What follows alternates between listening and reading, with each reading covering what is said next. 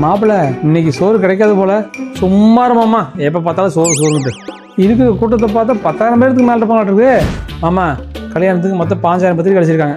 மொத்த செலவு 10 கோடி ரூபா. இன்னும் போல சொல்கிற 10 கோடி ரூபாயா? வாய்ப்பழக்கையா மாமா? அப்போ 10 கோடி ரூபா 10 கோடி ரூபாய் எங்கேருந்து சம்பாதிச்சானே தெரியலையே. உனக்கு என்ன போறாம? இந்த மாதிரி ஃபங்க்ஷன் நடக்கிறதுனால நம்ம லோக்கல் பொருளாதாரம் தான் டெவலப் ஆகும். ஐயோ மாப்பிள்ள என்னையே சொல்கிற, நீ சொல்கிறது எனக்கு ஒன்றும் புரியலையே. ஐயோ மாமா கல்யாணத்துக்கு சமையல் யாரு? நம்ம கோவிந்த. மனோட டெக்கரேஷன் யாரு? நம்ம அந்தோனி.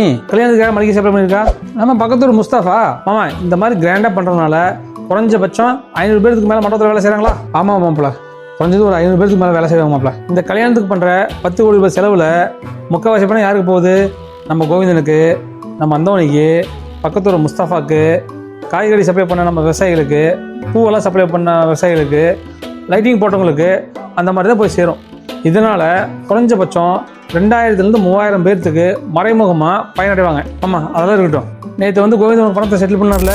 ஆமாம் மாப்பிள்ள, நம்ம கோவிந்த பணம் வாங்கிட்டு வருஷக்கணக்கே எழுதிட்டேன். நேற்றே குழந்தைக்கு செட்டில் பண்ணியேன். நேற்று கொடுத்தாருல, அந்த பணம் எங்கே வந்து தெரியுமா?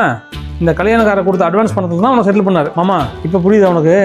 ஒரு கல்யாணம் நடக்கிறதுனால எத்தனை பேர்த்துக்கு பயனடைகிறாங்க பார்த்தியா? மாப்பிள்ள நீ சொன்னதுக்கப்புறம் தான் எனக்கு நல்லா புரியுது.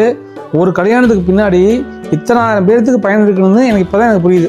இனிமேல் கல்யாணத்தை பார்த்தா புறம்படுவேன் மாப்பிள்ள? கண்டிப்பாக புறம்பட மாட்டேன். இனிமேல் நிகழ்ச்சி பண்ணுறாங்கன்னா நல்லா பண்ணுங்க, எல்லாத்துக்கும் பயன் மாதிரி பண்ணுங்க.